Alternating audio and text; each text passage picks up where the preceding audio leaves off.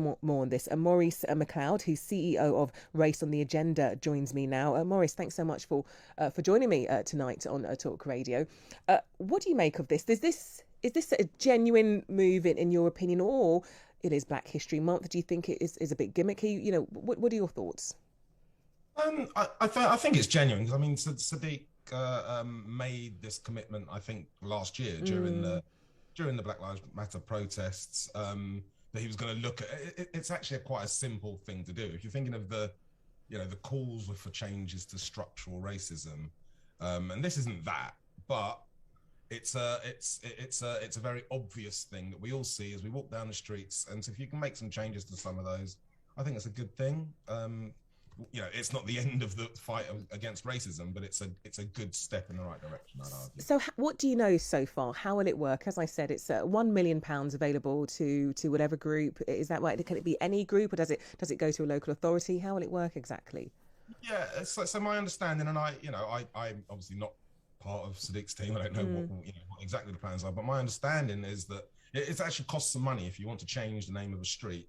You need to sort of consult locally to make sure people are okay. You need to change it with the Royal Mail and the emergency services that there are. And obviously you need to change the signs themselves. So there are costs associated. So that's what this money, to my mind, is for. It's not, hey, you found a name that's racist, here's some money, which I think is how some of the right-wing press are sort of presenting it, as if this is like, a license for people to run and go around going, oh, I'm offended by that name there, give me some money. It's not that at all. It's money that goes towards the cost of actually changing the names.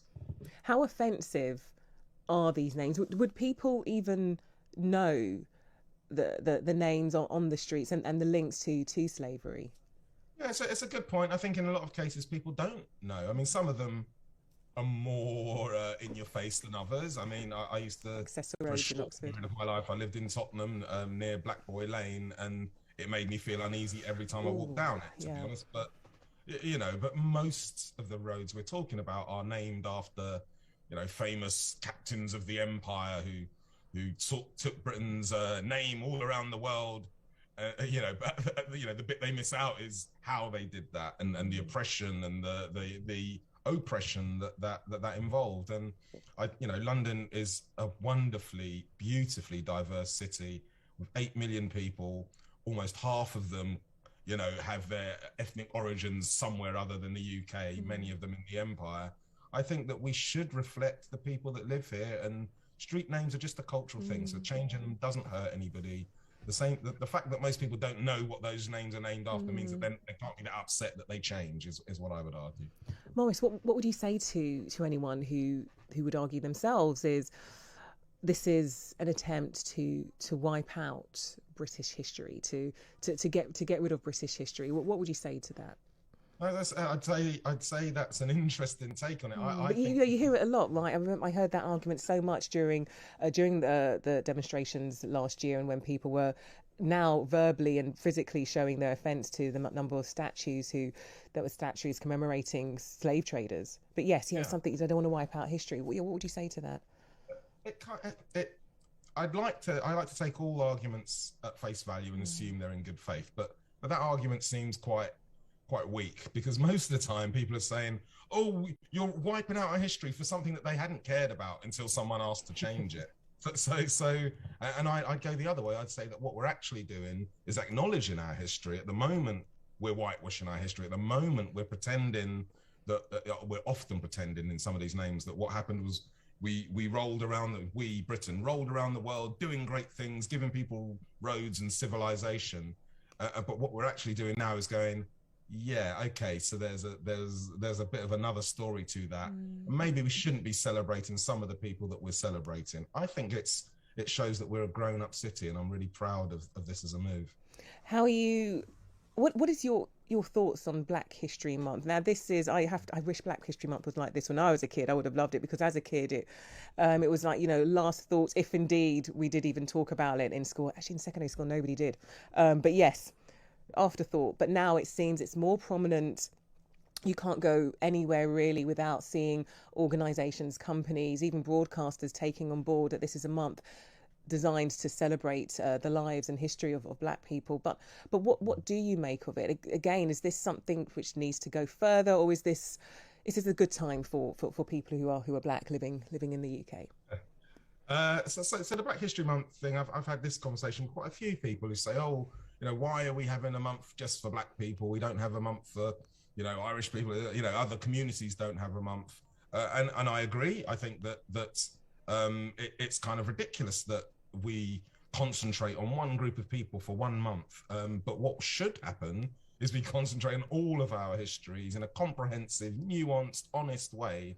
And that if we did that throughout the year, you wouldn't need a Black History Month or an Asian History Week, or you wouldn't need any of that, because we would do it all the time. While we're not doing it, I think it is good that those responsible for educating, those responsible for teaching our kids, at least once a year think, oh, have I done anything, that reflects black people? And I think that's a good thing. It is a good reminder. And we have a lot more conversations. I'm certainly very busy during this month, doing talks like this, but that's a good thing. I think it's good that we almost force the agenda occasionally.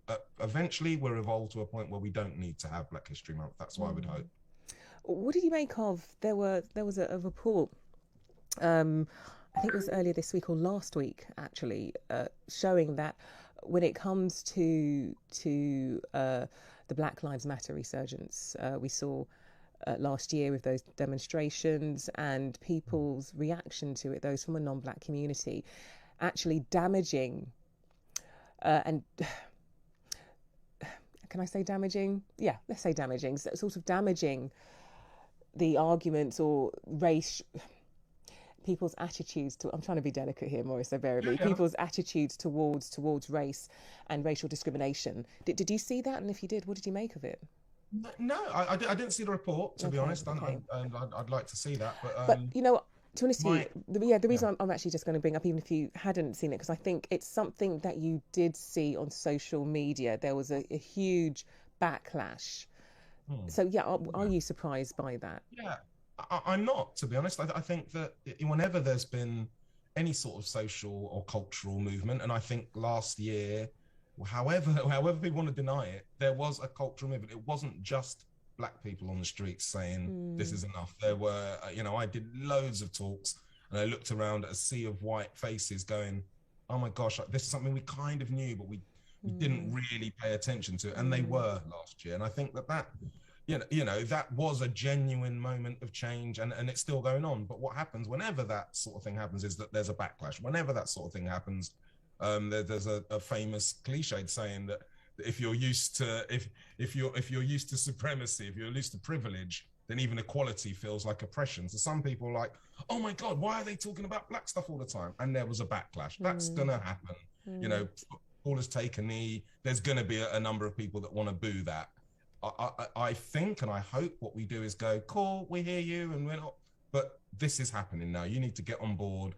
We are not the sort of country that sort of brushes stuff under the carpet anymore. We are a grown-up, diverse, beautifully vibrant England football team kind of country, and that's where we're at. And I'm really proud of that. And I'd say to anyone that's feeling uneasy, get on board. You come and join the party. You really will enjoy it. The quality's great. And how since that period, as you say, we saw different voices and different races acknowledging the difficulty, particularly when it comes to subconscious discrimination and subconscious bias. And that was just an interesting look. Everybody, you can easily say everybody, or at least most people, understands, outright racism, right, and discrimination, obvious racism and discrimination. When it came to underlying unbiased discrimination, that was something that we were having a conversation on, that in a way we hadn't had before in communities outside of black people. Where are we today on that? Is there still that drive, or have we just now we've come out of lockdown and we're going back to our lives? Are people having less conversations on that? It's a very good question. I see my thoughts and my maybe it's just my belief because of the area that I work in and the work that I do. I still see a real push, not just from, who you would expect, black people, activists and those sorts of people, but from corporations, from local authorities, from schools, from universities, sort of saying, you know what, we've kind of, the genie's out of the bottle now. We are not, we realize that we have made some wrong steps and we really are determined to do better in the future. That's what I'm still seeing. Obviously it diminishes. Obviously the we're not seeing hundreds of thousands of people on the streets and what was happening last year. But I think that the legacy of that movement, it will bring genuine change.